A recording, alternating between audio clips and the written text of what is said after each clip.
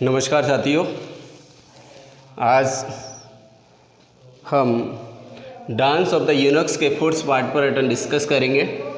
अब तक हम 3 पार्ट्स हम कर चुके हैं डांस ऑफ द यूनक्स के।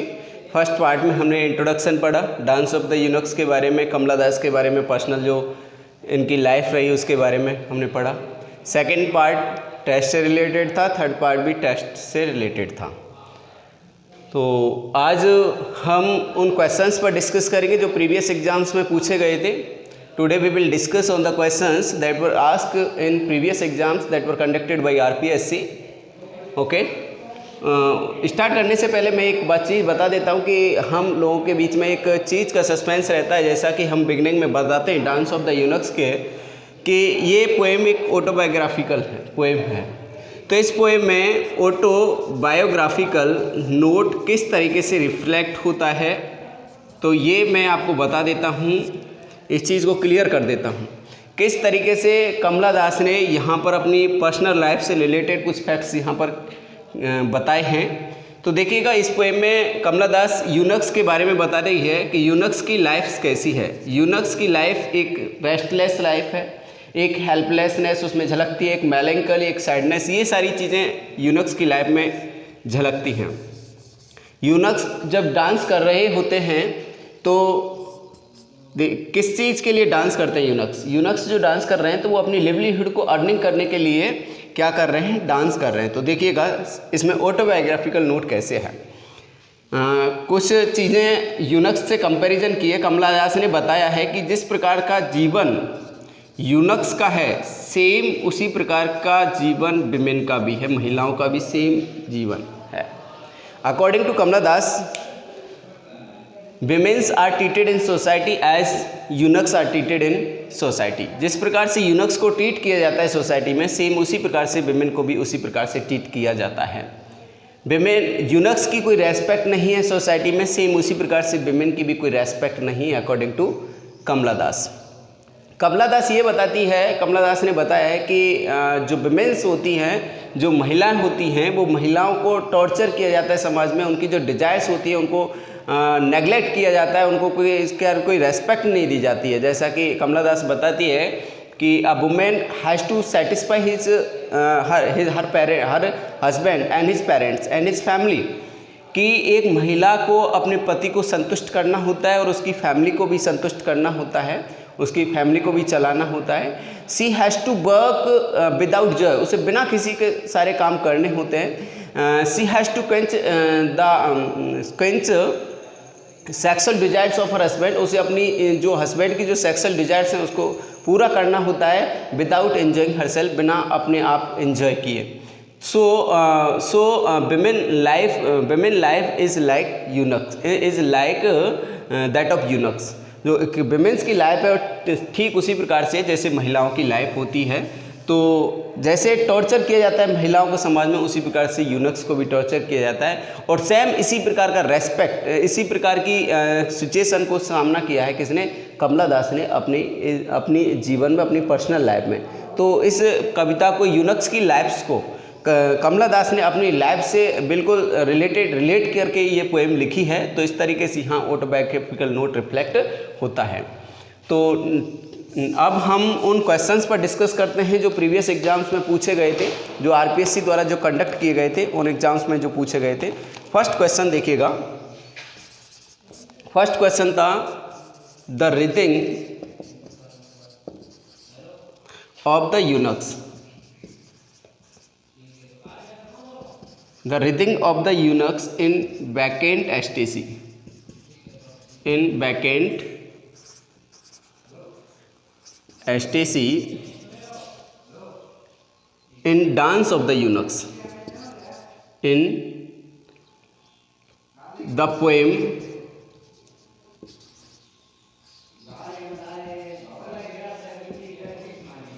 Dance of the Eunuchs.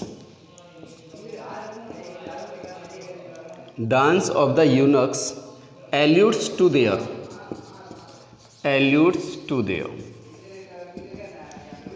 देखिएगा, डांस ऑफ द यूनक्स जो पोएम है उसकी वैकेंट एस्टेसी में किस तरीके से यूनक्स की जो बेचैनी को किस तरीके से इंडिकेट किया है, एल्यूट्स माने इंडिकेट करना, ये चीज़ क्या इंडिकेट करती है, वो बेचैनी जो वैकेंट एस्टेसी में जो यूनक्स की जो बेचैनी है dance of the eunuchs poem में, वो किस चीज़ को इंडिकेट करती है, यूनक्स की किस चीज़ को इंडिकेट करती है। तो यहाँ पर 4.4 ऑप्शन दिए गए थे, जिसमें से पहला ऑप्शन था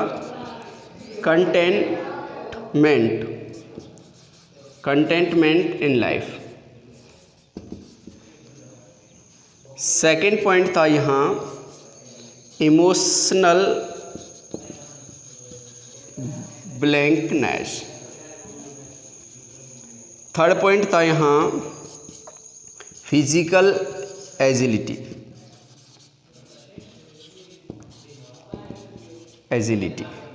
और 4 पॉइंट था यहाँ जील एंड एंथुजियाज्म।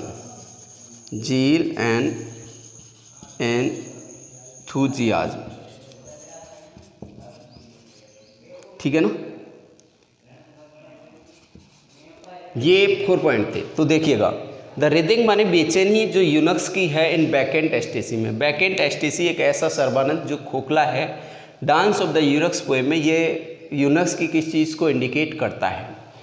पहला ऑप्शन था कंटेंटमेंट इन लाइफ, जीवन में संतुष्टि, संतोष इसका मतलब होता है। तो ऐसा कहीं रिफ्लेक्ट नहीं हुआ इस पूरी पोएम को पढ़ने के बाद। फिजिकल एजिलिटी, शारीरिक रूप से स्फूर्ति, ऐसा भी कहीं इंडिकेट नहीं हुआ। जील एंड एंथुसियाज्म, जोश और उत्साह, ऐसा भी कहीं इंडिकेट नहीं हुआ। सेकंड ऑप्शन अपना करेक्ट है, इमोशनल ब्लैंकनेस। इमोशनल ब्लैंकनेस का मतलब है कि जो इमोशंस हैं, और वो इमोशंस जो यूनक्स के जीवन में हैं वो बिल्कुल निल हैं, वो कोई मतलब उनका कोई बिल्कुल है ही नहीं। यूनक्स के जीवन में कोई इमोशनलिटी है नहीं, क्योंकि जब वो डांस भी कर रहे होते हैं तब जो भी दर्शक हैं, जो दर्शक वो किस स्थिति में डांस कर रहे हैं, इतना एक लाइन आती है, दे डांस टिल दे ब्लड, मतलब वो जब तक डांस करते रहे जब तक वो थक नहीं गए, अर्थात उनके पैरों में से खून ना निकलाए।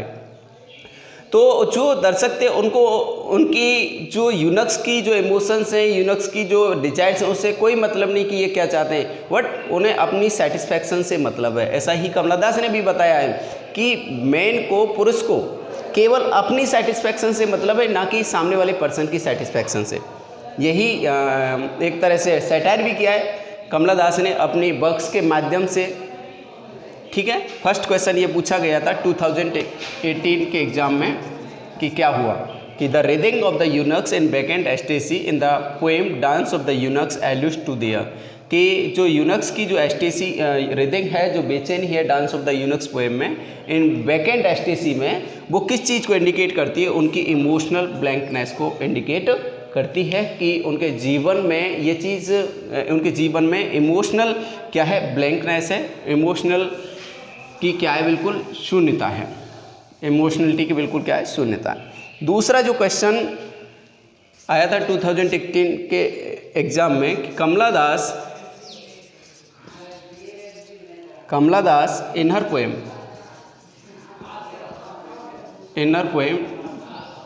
Dance of the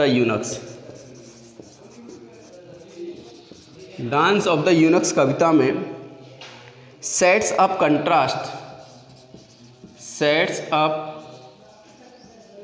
a contrast between, किन दो बातों के बीच में यहाँ कंट्रास्ट व्यक्त करती है कमला दास। ठीक है ना, तो पहला ऑप्शन था ग्रीनरी एंड डेल्यू। ठीक है ना, सेकंड पॉइंट था इसमें एस्टेसी एंड स्टेरिलिटी। ठीक है ना, थर्ड पॉइंट था इसमें मर्थ एंड गिली। और फोर्थ पॉइंट था इसमें हीट एंड डस्ट। ठीक है ना, अब बताइए इसमें कौन सा ऑप्शन करेक्ट है। Kamala Das in her poem dance of the eunuchs में सेट्स अप कंट्रास्ट, किन दो बातों पर कंट्रास्ट किया गया इस कविता में, तो ग्रीनरी हरियाली और डेल्यू बार्ड, इनसे कोई मतलब है नहीं, कहीं भी मेंशन नहीं किया गया पोएम में। मर्थ एंड गिली, दुख और सुख की बात भी नहीं की गई, हीट एंड डस्ट की बात भी नहीं की गई, केवल किसी एसटीसी उस आनंद परमानंद जिसको एक आम लोग भी उपभोग करते हैं और जो यूनक्स उपभोग करते हैं वहाँ तो क्या बिल्कुल खोखला वेकेंट एसटीसी, कैसी है, खोखला सर्वानंद है। एक स्टेलिटी जो बांझपन है उनके जीवन में, उस पर किया गया है कि यूनक्स जो हैं वो इनफर्टिलिटी के क्या हैं, प्रतीक हैं, इनफर्टिलिटी के सिंबल हैं। तो यहाँ इन दोनों बातों पर कंट्रास्ट किया गया है। थर्ड जो क्वेश्चन जो था, ये तो थर्ड क्वेश्चन पे देखिएगा कि despite the visual richness, despite the visual richness, despite the visual richness of the poem Dance of the Eunuchs, Dance of the Eunuchs, Kamala Das creates an atmosphere of, Kamala Das creates an atmosphere of, Kamala Das किस तरह का atmosphere create करती है इस poem में, dance of the eunuchs में। First option था gloom and depression, gloom and depression. Second point था ओवर पावरिंग हिलेरिटी,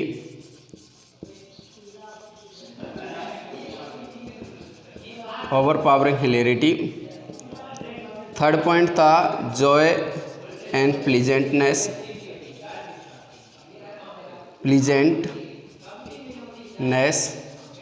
और थर्ड पॉइंट था इसमें लाइट ग्लैडनेस, लाइट ग्लैडनेस। तो ये 4 पॉइंट इसमें दिए गए थे, लाइट ग्लैडनेस। तो despite the visual richness of the poem, कविता में जो विजुअल रिचनेस जो हमें दिखती है उसके अलावा किस तरह का एटमॉस्फियर। ओवरपाइंग हिलेरिटी, एक बहुत अत्यधिक आनंद की बात यहाँ नहीं की गई, जॉय और खुशी की कोई बात नहीं है, थोड़ी हल्की फुल्की खुशी की बात नहीं है। पूरी की पोएम जो पिरोई गई है वो पूरी सी पोएम में ग्लूम देखने को मिलता है, उदासी और डिप्रेशन, तनाव देखने को मिलता है, फ्रस्ट्रेशन देखने को मिलती है, मेलैंकली देखने को मिलती है, सैडनेस देखने को मिलती है। इन पॉइंट्स के ऊपर पूरी पोएम लिखी गई है, मतलब इन सारी पूरी पोएम में इन सारी चीज़ों पर डिस्कस किया गया। ये चीज़ रिफ्लेक्ट होती है पोएम से, डिप्रेशन रिफ्लेक्ट होता है, फ्रस्ट्रेशन रिफ्लेक्ट होती है, ग्लूम रिफ्लेक्ट होता है, मेलैंकली रिफ्लेक्ट होती है ना। ये सारी चीज़ें ये पॉइंट्स यहाँ पर इस पोएम में रिफ्लेक्ट होते हैं, ठीक है ना। अब देखिएगा कुछ और क्वेश्चंस हैं जो पूछे जा सकते हैं।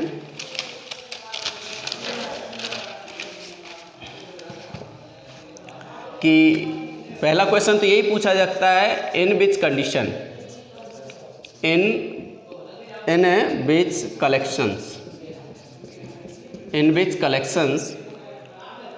Collection the dance of the eunuchs, dance of the eunuchs was published. किस का पब्लिकेशन में dance of the eunuchs poem का पब्लिकेशन हुआ? तो हमारा आंसर होगा समर इन कलकत्ता। कब पब्लिश हुआ? 1965 में। ओके, पहला क्वेश्चन जो पूछे जा सकते हैं। और भी देखिएगा, what was the real name of Kamala Das? तो what was the real name of Kamala Das? Madhavi Kutty. Simple question है। What is the theme of the dance of the eunuchs? What is the theme of the dance of the eunuchs? Eunuchs के dance की जो theme है वो क्या है? क्या जो डांस में क्या नज़र आता है, क्या मतलब देखने को मिलता है, क्या रिफ्लेक्ट होता है उनके डांस से? तो उनके डांस से एक तो फ्रस्ट्रेशन एंड हेल्पलेसनेस, ये चीज़ रिफ्लेक्ट होती है, हेल्पलेसनेस, ठीक है ना। ये अगला क्वेश्चन देखिए, richly clashing and anklets jingling jingling jingling, richly clashing and anklets, jingling, jingling, jingling। इस लाइन में कौन सा विच फिगर ऑफ स्पीच, कौन से फिगर ऑफ स्पीच का यूज किया गया इस लाइन में? तो ओनोमेटोपोइया, ओनोमेटोपोइया, ठीक है। इस फिगर ऑफ स्पीच का यहाँ पर यूज किया गया है। Okay, richly clashing, anklet, jingling, jingling, jingling, तो ओनोमेटोपोइया फिगर ऑफ स्पीच का यूज किया गया है। आगे next questions, which simply is used for eunuchs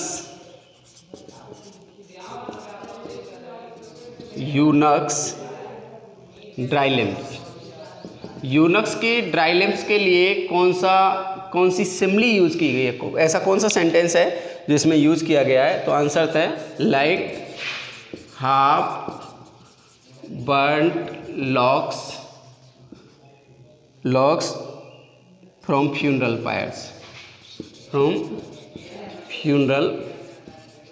Fyers, ठीक है ना। ये सिम्बली यूज़ की गई है जो क्या है, ड्राई लिम्स है किसके?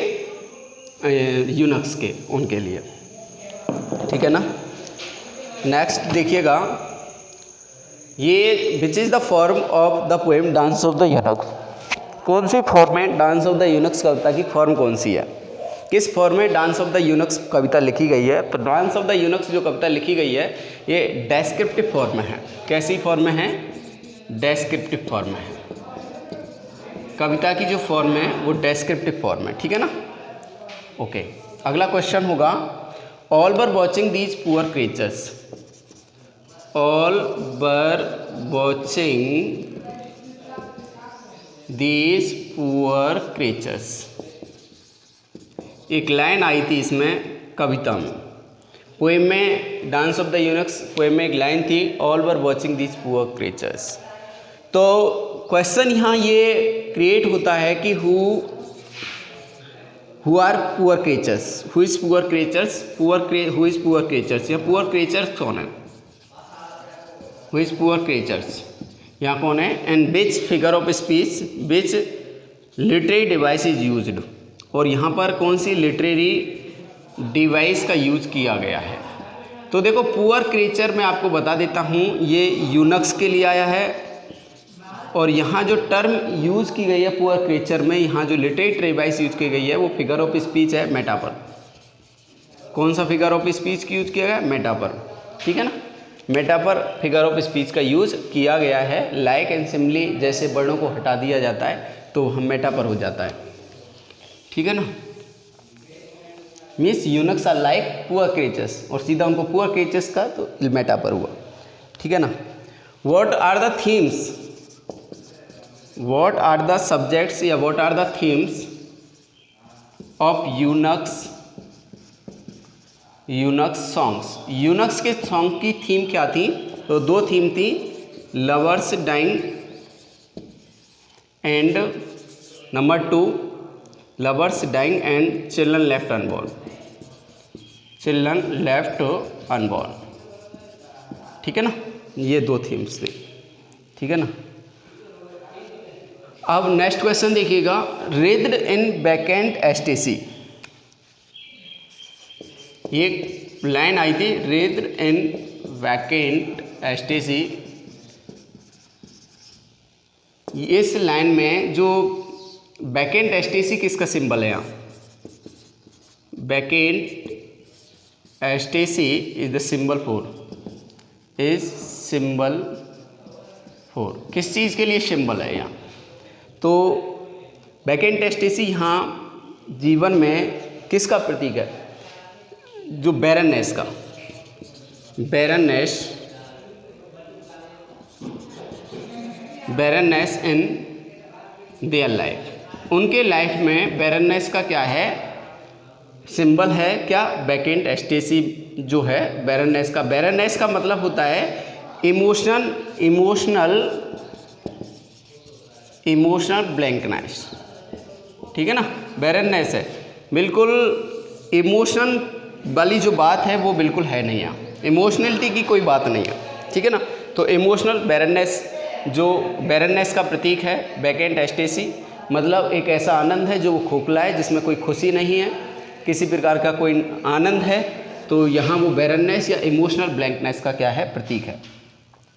एक क्वेश्चन आता है कि what is the attitude of the poet towards eunuchs, what is the attitude of the poets towards eunuchs, eunuchs के प्रति किस तरह का एटीट्यूड रहा है पोएटेस का, तो एक सिंपैथेटिक एटीट्यूड रहा है, ठीक है ना।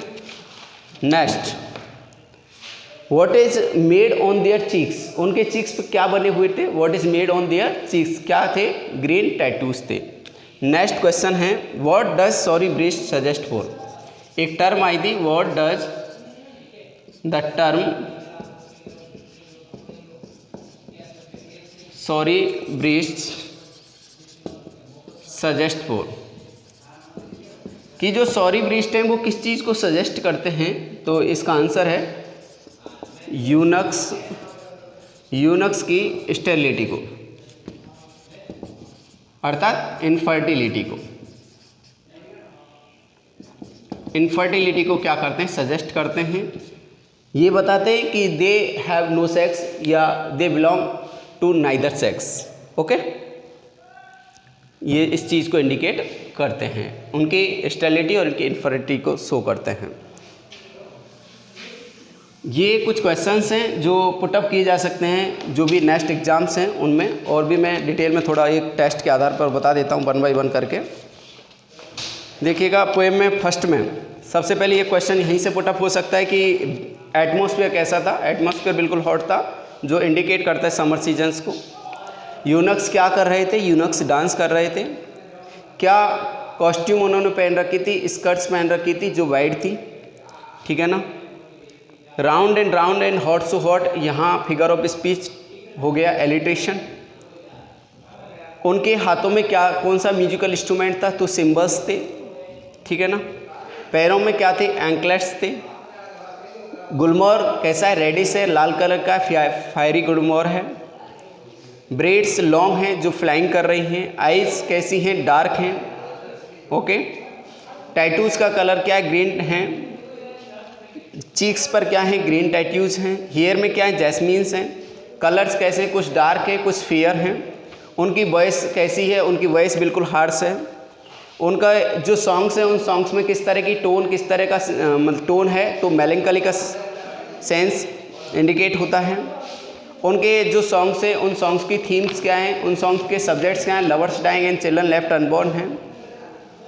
इस पोएम में 2 म्यूजिकल इंस्ट्रूमेंट्स का यूज़ किया गया, एक तो सिम्बल्स और एक ड्रम्स, ठीक है ना। और देखिएगा, हाँ, एक बर्ड का यूज़ किया गया, क्रॉ, ठीक है। कौन से बर्ड का यूज़ किया गया इस पोएम में, तो क्रॉ बर्ड का यूज़ किया गया है, ठीक है। और जो डांस में जो दर्शक दीर्घा की अपन बातें करते हैं, दर्शक में एक तो क्रॉ भी हैं और चिल्ड्रन भी हैं, ठीक है ना। नेक्स्ट, यहाँ 2 एनिमल्स का यूज़ किया गया, लिजर्ड और एक माइस, इन 2 एनिमल्स का यूज़ किया गया। रेन भी कैसी थी, मैग्रे, हल्की सी बारिश थी। तो ये कुछ क्वेश्चंस यहाँ पर पुटअप किए जाते हैं इस ऑल ओवर इस पोएम में। डिप्रेशन का सेंस, फ्रस्ट्रेशन का सेंस, मेलंकली का सेंस, ये सारी चीज़ें रिफ्लेक्ट होती हैं। ग्लूम का सेंस रिफ्लेक्ट होता है। कहीं भी चीयर, कहीं भी खुशी, कहीं भी हैप्पीनेस देखने को इसमें नहीं मिलती है। पूरी तरीके से ये पोएम डिप्रेशन में, फ्रस्ट्रेशन में, ग्लूम में, मेलंकली में, इन सारी चीज़ों में पिरोई गई है। और इस तरीके से ये पोएम होती है। कहीं किसी को कोई डाउट हो, कमेंट करें, कमेंट के माध्यम से हम आपस में एक दूसरे से उन कमेंट्स पर जो प्रॉब्लम्स हैं उनको साझा करेंगे। जैसा कि शुरुआत में मैंने बताया था, पोएम 1963 में लिखी गई, 1965 में इसका पब्लिकेशन कर दिया गया। और पोइट कमला दास एक कन्फेशनल पोइट है। कन्फेशनल पोइट वो होते हैं जो अपनी वर्क्स के माध्यम से अपने personal thoughts and personal views को एक्सप्रेस करते हैं। इस पोएम में ऑटोबायोग्राफिकल नोट्स रिफ्लेक्ट होता है, कमला दास के पर्सनल लाइफ से रिलेटेड बताती है। पर्सनल यूनक्स और कमला दास की लाइफ में कुछ सिमिलरिटियाँ थी। इस तरीके से यहाँ एक ऑटोबायोग्राफिकल नोट भी होता है। यूनक्स का लाइफ यूनक्स की लाइफ पूरी तरह से फ्रस्ट्रेट है, डिप्रेस है, ग्लूम से भरी हुई है, मेलंकली से भरी हुई है, ठीक है ना। तो ये कुछ चीज़ें हैं जो क्वेश्चंस पुटअप होते हैं। क्वेश्चंस जो पोएम में से पुटअप होते हैं उनका यही है कि कौन सी टर्म इस पोएम में यूज़ नहीं की गई है या ये टर्म किसके लिए यूज़ की गई है, सारी चीज़ों पर मैंने डिटेल में डिस्कस किया। यदि और भी कोई डाउट आपके हैं तो मेरे को कमेंट करें, कमेंट करने के बाद हम उनका सॉल्यूशन करेंगे। धन्यवाद।